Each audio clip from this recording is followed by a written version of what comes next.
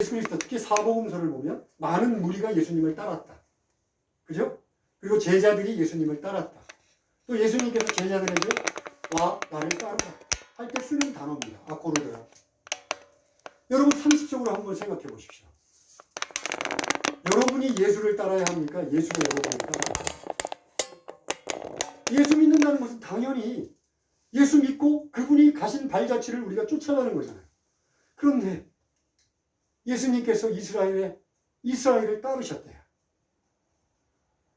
어떨 때는 어린 양으로, 보혈의 피를 바르는 잡혀서 죽어야 되는 어린 양으로, 어떨 때는 만나에 던져진 그 나뭇가지 하나로, 아니 만나랜다, 마라의 쓴물에 던져진 나뭇가지 하나로, 어떨 때는 하늘에서 내리는 만나 참 생명의 양식으로, 그리고 오늘은 생수를 쏟아나오게 만드는 그런 반석으로 이스라엘을 졸졸졸졸 쫓아다니셨다. 여러분, 아기가 처음 걸음마를 하면 엄마나 아빠가 뒤에서 손을 이렇게 벌리고 안절부절 못하고 쫓아가요. 왜 쫓아갑니까? 넘어지면 바로 잡아채서 확 넘어지지 않게 하려고. 마치 그렇게 이스라엘 뒤를 졸졸졸졸 쫓아다니면서 내가 너를 보호한다. 내가 너의 필요를 채운다. 내가 너의 모든 것을 용서한다. 쫓아다니고 있는 예수 그리스도를 지금 우리에게 보여주십니다. 여러분 이 정도는요. 그렇게 감동을 느끼시면 안 돼요. 시편 23편을 우리 한번 봅시다.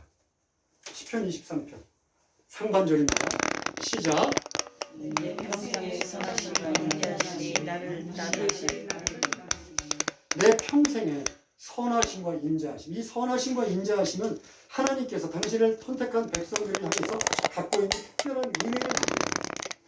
내 평생에 선하심과 인자하심이 반드시 나를 따른다라고 되어 있어요. 이 따른다라고 하는 히브리어 말은 라다프입니다. 라다프. 그런데 이게 따르다라고 번역을 하면 이건 너무 아쉬워요. 이렇게 번역하면 안 됩니다. 이것은 추격하다라는 뜻이에요. 그것도 그냥 추격하다, 경기에서 무슨 게임하면서 뭐 쫓아가서 잡는 것이 아니라요. 원수나 적을 끈질기게 포기하지 않고 쫓아가서 죽이려고 하는 것. 사울이 다윗을 쫓아가다 할 때 이 라다프를 씁니다. 하나님이 이거를 제가 본문에 좀 충실하게 다시 한번 번역을 해볼게요. 내 평생에 하나님의 선하심과 인자하심이 반드시 집요하게 포기하지 않고 나를 추격해서 올 것입니다. 라는 뜻입니다.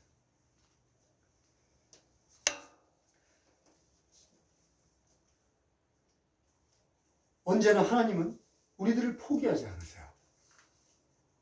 그런데 우리들은 어떻습니까? 언제나 하나님께 등을 돌리고 도망갑니다.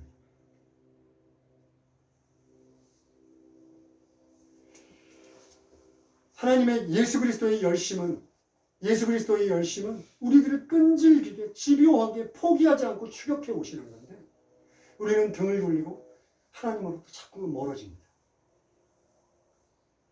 내가 조금만 어려움만 생겨도, 내가 조금만 힘든 일만 생겨도 흥! 하고 하나님께 등을 돌립니다. 그런 우리들을 향하여서 예수 그리스도가 안절부절 못하면서 나를 잡으려고 쫓아옵니다. 이것이 바로 하나님의 긍휼하심이에요. 우리가 예수 그리스도로 예표된 하나님의 긍휼, 이스라엘 백성에게 넉넉히 채우셨던 하나님의 긍휼. 우리가 이 하나님의 긍휼에 눈을 닫아버리고 귀를 닫아버리면 우리는 동일한 패턴의 기억상실증에 걸릴 수밖에 없습니다.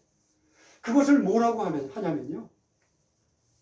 성경에서는 기근이라고 얘기합니다. 기갈이라고 얘기합니다. 아모스 8장 11절. 우리 이것도 함께 읽겠습니다. 시작. 여호와의 말씀이니라. 보라, 나를 이르리자. 내가 기근을 땅에 보내리니 양식이 없어 죽임이 아니며 물이 없어 바람이 아니요 여호와의 말씀을 듣지 못한 기근이라. 예수 그리스도는 우리에게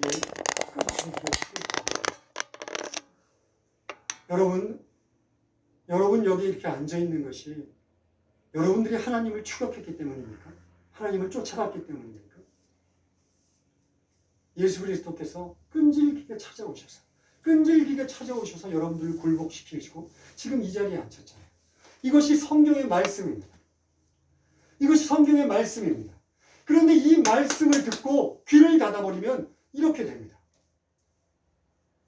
이스라엘 백성들이 하나님께서 그 기적을 통해서 당신의 뜻을 분명하게 전했음에도 불구하고 그들이 귀를 막고 눈을 막아버리니까 기억상실을 통해서 하나님의 뜻을 이해하지 못해서 그렇게 광야에서 멸망하였던 것처럼 오늘날 이 세상은요, 이 하나님의 말씀은요, 성경에서 늘 하나님과 동일시합니다. 하나님의 말씀을 듣지 못한다는 것은 하나님께 귀를 닫았다는 거예요. 하나님이 없는 것처럼 사는 거예요. 이 세상은 하나님이 주시는 이 기갈로부터 자유로울 수 없습니다. 스스로는 이 기갈을 해결할 수 없기 때문에 그래요. 이 영적 목마름, 영적인 타는 듯한 목마름, 우리들의 영혼의 그림자처럼 지워져 있고 죄와 반역과 하나님을 거부하고 교만한 마음으로 하나님을 등을 돌리고 있던 그 진정한 영적인 목마름으로부터 우리들을 건져낼 수 있는 것은 아무것도 없습니다. 그런데 더욱더 좌절스러운 것이 있어요. 정말 다리에 힘이 쭉 풀리는 것 같은 사실이 있습니다. 바로 하나님의 백성이라고 하는 사람들이 모여있는 교회에서 하나님의 영적인 기근이, 하나님의 허락하신 영적인 기근이 가득 차 있다는 거예요. 예배 나와서 하나님 말씀 듣고 설교 듣고 또 설교만 하나님의 말씀을 읽지만 자신이 좋은 말, 자신을 위로하는 말, 내가 쉽게 받아들일 수 있는 말만 아멘 기쁘게 받아들입니다. 내가 순종해야 되는 말, 내가 결단해야 되는 말, 나의 삶을 바꿔야 되는 말, 그런 말들은 귀를 닫습니다. 고개를 돌립니다. 그것이 영적인 기근입니다. 그뿐만이 아니에요. 저같이 하나님의 말씀을 전해야 되는 자는 너무나 큰 유혹에 빠집니다. 하나님의 말씀을 바로 전해야 됨에도 불구하고 사람들의 눈치를 봅니다. 내가 이런 말 하면 그 사람들 기분이 상하지 않을까?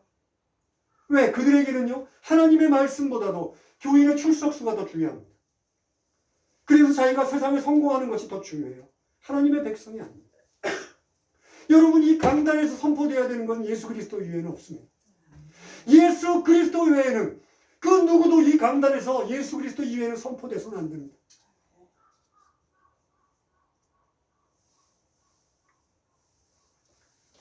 요즘 자유주의 신학자들, 자신들의 타락한 이성, 정말 이 한 줌도 안 되는 뇌를 가지고 하나님의 말씀을 자기 마음대로 잣대질합니다. 난도질을 합니다. 그리고 마치 굉장히 유식한 자처럼 이 세상의 유식은 다 갖고 있는 것처럼 하나님의 말씀이 아니라 자신들의 말을 전하는 이것이 오늘날 교회에 가득합니다. 정말로 하나님의 말씀이 없어서 이 교회가, 이 세상이 기근과 목마름으로 거의 죽을 지경에 이르렀습니다. 그렇게 교회가 빼짝빼짝 말라가니까, 빼짝빼짝 타들어가니까 이 세상 사람들이 교회를 보면서 우습게 하는 거예요. 조롱하고 비웃고, 야 니들이나 잘해.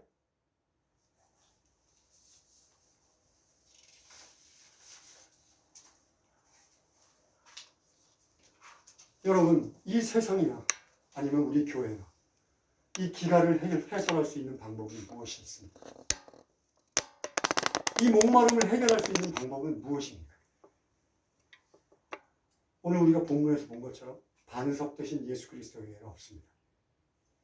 우리들의 영적인 목마름, 삶의 실제적인 목마름, 목이 타들어가서 어쩔 수 없고 죽을 것만 같은 그 갈증과 허무와 그 모든 것을 채울 수 있는 분은 오직 유일하신 예수 그리스도 외에는 없습니다. 당연히 이 강단에서 선포되어야 되는 것도 예수 그리스도입니다. 여러분, 예수 그리스도를 받아들여야 합니다. 예수 그리스도께서 스스로 이렇게 얘기합니다. 한번 보시겠어요? 시작.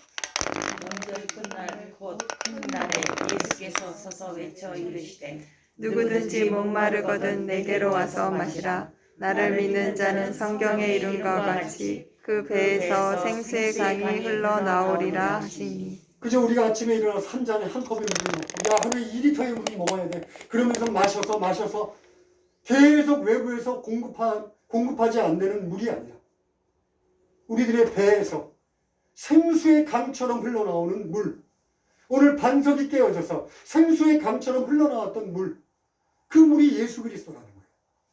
예수 그리스도 스스로 와서 마셔라. 이사야서의 말씀처럼 와서 값없이 마셔라. 예수 그리스도는요, 절대로 여러분들을 포기하지 않고 이 세상을 포기하지 않을 겁니다. 아멘. 발을 동동거리고 안타까워서 어쩔 줄 몰라 하지도 않으실 거예요.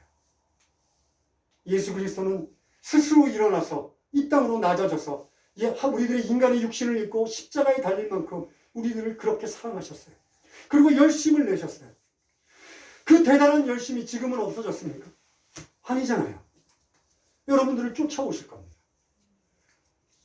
쫓아오셔서 끈질기게 집요하게 쫓아오셔서 여러분들을 굴복시킬 거예요. 그런데 여러분, 이 세상의 추격자들은요, 원수들을 쫓아가서 칼로 창으로 그들을 찔러 죽입니다.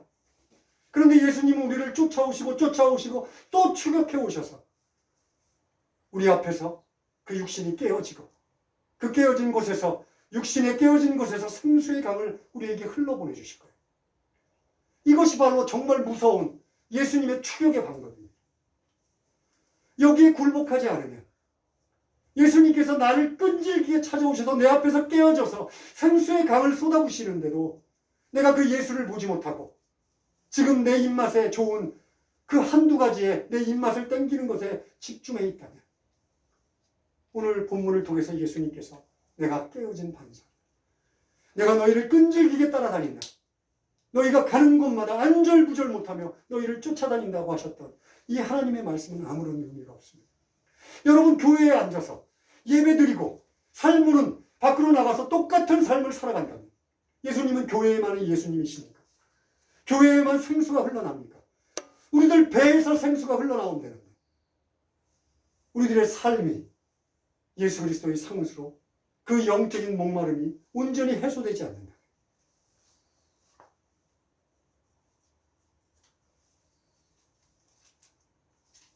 여러분, 이 세상은 목말라 있습니다. 영적으로 타는 듯한 목마름으로 다들 죽으려고 해요. 그 목마름을 채우지 못하니까 이 세상의 것들에 악의 다툼을 하면서 달려듭니다. 그들에게 이 예수 그리스도, 생수 되신 예수 그리스도, 생수의 반석 되신 예수 그리스도를 전하는 인생을 살기를 소원합니다. 그러기 위해서는 먼저 여러분들이 충만히 마시고 내 배에서 생수의 강이 흘러나야 합니다. 그래서 사람들이 보고, 야, 너는 어떻게 너의 배에서 생수의 강이 흘러나오니? 너는 어떻게 목마르지 않고 살고 있니? 그래야지만 여러분 그 생수를 나눠줄 수 있습니다. 아멘. 우리 그렇게 살아갑시다. 기도하겠습니다.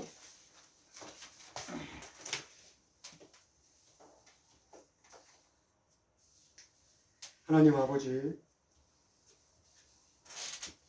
이스라엘을 쫓았던 반석 되신 예수 그리스도가 우리들의 인생을 쫓아오시며 우리를 추격하고 계십니다. 내가 조금이라도 하나님의 등을 돌리고 하나님으로부터 벗어나는 순간, 하나님은 집요하고 끈질기게 내게 찾아오셔서 나를 당신의 그 깨어진 육신과 흘리신 보혈로 굴복시키십니다. 하나님, 정말 그 십자가의 사건 속에 온전히 굴복하고 늘 주님과 동행하며 살 수 있도록 저희들을 긍휼히 여겨주시고 도와주시옵소서. 예수 그리스도의 이름으로 기도합니다. 아멘. 아멘.